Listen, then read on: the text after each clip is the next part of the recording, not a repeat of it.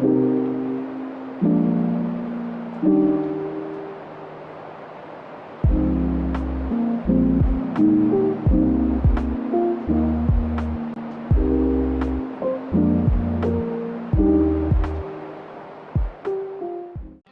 saya akan menjelaskan tentang konsep momentum dan impuls.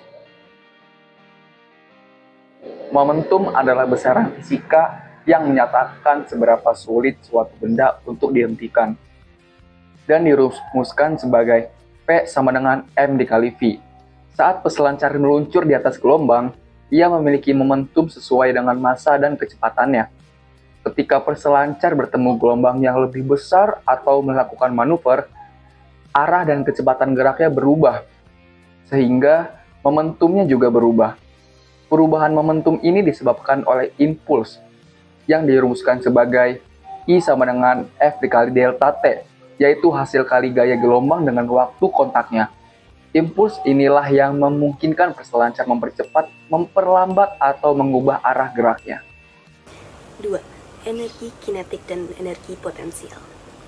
Dalam survei, terjadi perubahan energi yang sangat jelas. Saat peselancar berada di puncak gelombang, ia memiliki energi potensial gravitasi yang besarnya bergantung kepada ketinggian gelombang.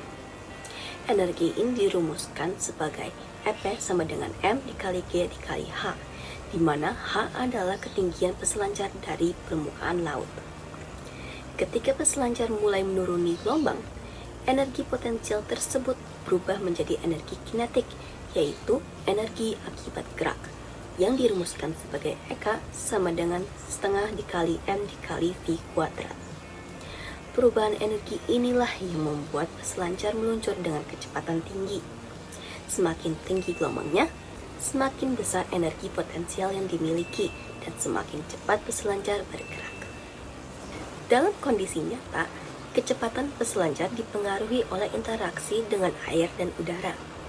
Gaya gesek tersebut membatasi pertambahan kecepatan, sehingga peselancar tidak terus mempercepat gerakannya meskipun masih bergerak menuruni gelombang.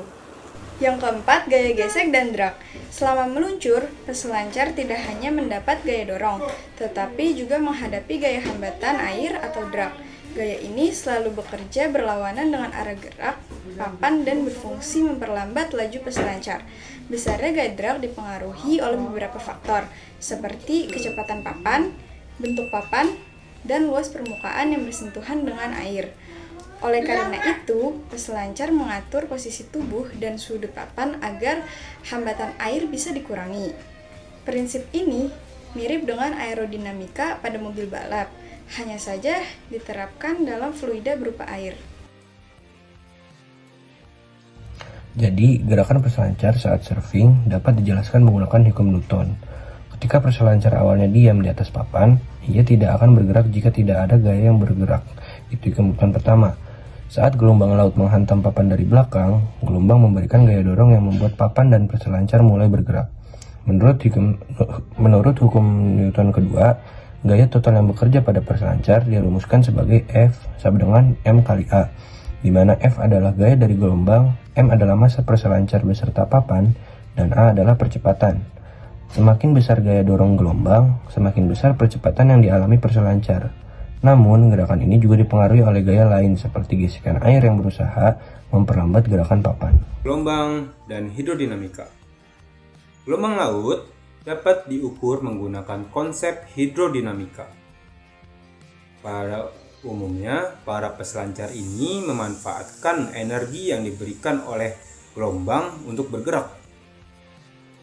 Dan biasanya, gelombang yang lebih besar dan lebih cepat akan memberikan energi dorongan yang lebih besar.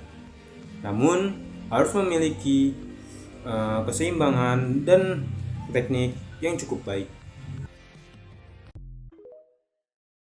Nah, manuver dalam surfing seperti cutback atau aerial melibatkan gerakan rotasi. Gerakan ini dapat dijelaskan menggunakan konsep momentum sudut, yaitu yang dirumuskan sebagai L sama dengan I dan W atau IW, di mana I adalah momentum inersia dan W adalah kecepatan sudut. Dengan mengubah posisi tubuh, peselancar dapat mengubah momen inersia dan mengontrol kecepatan rotasinya. Prinsip ini serupa dengan seorang atlet, yaitu atlet ice skating yang berputar lebih cepat saat menarik lengannya ke dalam. Pengendalian rotasi sangat penting untuk menjaga keseimbangan dan keindahan manuver. Sekian dari saya.